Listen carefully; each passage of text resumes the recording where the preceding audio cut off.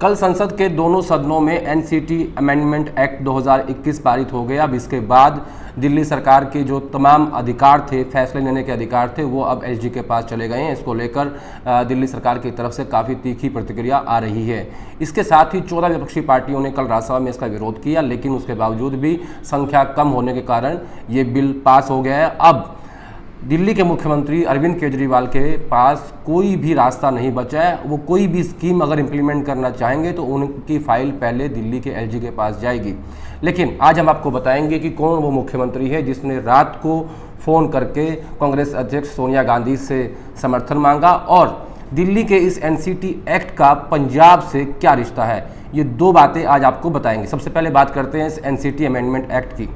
दरअसल दिल्ली सरकार के पास 3 मुद्दे छोड़कर, जिसमें लैंड, दिल्ली पुलिस यानी अर्बन डेवलपमेंट, होम मिनिस्ट्री और इसके अलावा पब्लिक ऑर्डर, ये 3 फैसले इससे पहले केंद्र सरकार करती थी, लेकिन बाकी सब फैसले दिल्ली के मुख्यमंत्री अरविंद केजरीवाल करते थे, जो भी पॉलिसी वो लेके आना चाहते थे।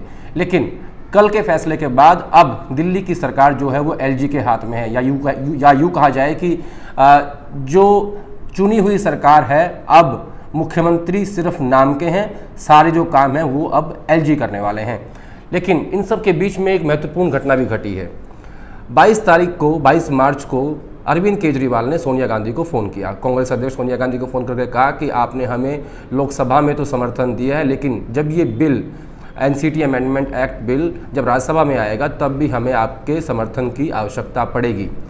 ऐसा अरविंद केजरीवाल ने कांग्रेस अध्यक्ष सोनिया गांधी को फ़ोन करके कहा कि हमें राज्यसभा में आपके समर्थन की आवश्यकता है। और उसके बाद सोनिया गांधी ने समर्थन दिया भी, जिसमें विपक्ष के नेता मल्लिकार्जुन खड़गे, अभिषेक मनु सिंह भी, लोकसभा में मनीष तिवारी, इन सब नेताओं ने इस बिल का पुरजोर विरोध किया। अभिषेक मनु सिंह ने तो यहाँ तक कहा कि हम तो ये कहते हैं कि जो दिल्ली की भाजपा है उसको भी इस बिल के विरोध में आना चाहिए, क्योंकि हो सकता है कि कल दिल्ली में सरकार बीजेपी की बने तो आपके पास कोई अधिकार नहीं होगा। आज भले ही आपकी सरकार केंद्र में है, वो अलग बात है, लेकिन कल केंद्र में सरकार किसी और की भी बन सकती है। लेकिन जिस तरीके से संविधान के एक सिस्टम को हिलाने की कोशिश हुई है, लेकिन जब 370 और 35A को हटाया गया था तो तब अरविंद केजरीवाल ने इन दोनों ही मुद्दों का स्वागत किया था।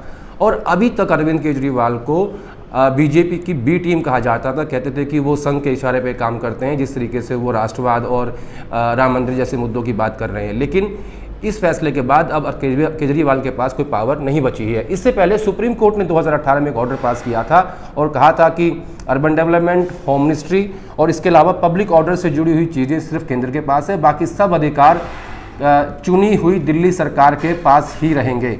लेकिन उसके बावजूद केंद्र की मोदी सरकार ने कल राज्यसभा में बिल पास करके ये साबित कर दिया है कि अब जो सारे अधिकार हैं वो एलजी के पास है और एलजी को किसी भी एलजी को केंद्र सरकार ही नियुक्त करती है। यानी कुल मिला के कहा जा सकता है कि अब दिल्ली की सरकार भी केंद्र के अधीन पूरी तरीके से आ चुकी है। लेकिन हैरान कर देने वाली बात ये थी कि सोनिया गांधी को फ़ोन करके केजरीवाल ने समर्थन मांगा और सोनिया गांधी ने समर्थन दिया भी। अब बात करते हैं कि इस एनसीटी अमेंडमेंट 2021 बिल का पंजाब के साथ क्या संबंध है। दरअसल हमारे सूत्रों के मुताबिक आजकल अरविंद केजरीवाल की जो लिकर पॉलिसी है, शराब को लेकर जो नई पॉलिसी आई है, उसको लेकर काफ़ी हंगामा हो रहा है। उन्होंने शराब पीने की उम्र को घटाकर 21 साल कर दिया है। इसके अलावा अरविंद केजरीवाल चाहते थे कि दिल्ली के सभी शराब के ठेकों को निजी हाथों में सौंप दिया जाए, जिससे जो पैसा इकट्ठा होगा उसे वो पंजाब में चुनाव लड़ेंगे। लेकिन उन्हीं की टीम से जब ये खबर लीक होकर बीजेपी के पास पहुंची तो आप देखिए कि एक हफ्ते के अंदर ये एनसीटी अमेंडमेंट बिल सरकार लेके आई, उसे लोकसभा में पारित किया और फिर उसे कल राज्यसभा में पास कर दिया। और अब जो दिल्ली की चुनी हुई सरकार है वो केंद्र के अधीन है। उसके मुखिया केजरीवाल सिर्फ नाम के हैं, असली मुखिया दिल्ली के एलजी हैं। तो दरअसल इस शराब पॉलिसी को लेकर जो बात हो रही थी उसे रोकने के लिए, दरअसल आम आदमी पार्टी की फंडिंग रोकने के लिए भी इस बिल को लाया गया, ताकि आम आदमी पार्टी दिल्ली तक ही सीमित रहे, वो पंजाब ना पहुंचे या बाकी राज्यों में ना पहुंचे। क्योंकि हाल ही में जो लोकल बॉडीज़ के इलेक्शन हुए थे गुजरात में, उसमें सूरत में काफ़ी अच्छा प्रदर्शन अरविंद केजरीवाल की पार्टी ने किया था। तो ये बात हुई पंजाब के साथ इस एनसीटी अमेंडमेंट एक्ट की कि इसका क्या रिश्ता उसके साथ था। अब बात करते हैं कि देखिए 2012 में जब अन्ना आंदोलन हो रहा था और उसके बाद जब निर्भया की घटना हुई थी, इन दोनों मुद्दों पर राजनीति करके कांग्रेस के खिलाफ अरविंद केजरीवाल अपने आप को एक नेता इस्टेब्लिश कर पाए। और जब अरविंद केजरीवाल पहली बार मुख्यमंत्री बने तो उनकी सीटें कम थी, तब भी सोनिया गांधी के समर्थन से ही अरविंद केजरीवाल पहली बार मुख्यमंत्री बनने में कामयाब हुए थे। और आज भी एक चुनी हुई सरकार के जब अधिकार केंद्र सरकार छीन रही थी तो उन्होंने सोनिया गांधी को फ़ोन किया और समर्थन मांगा। कांग्रेस ने अपना समर्थन दिया राज्यसभा और लोकसभा दोनों सदनों में। वो अलग बात है कि नंबर ना होने के कारण बिल पास हो गया।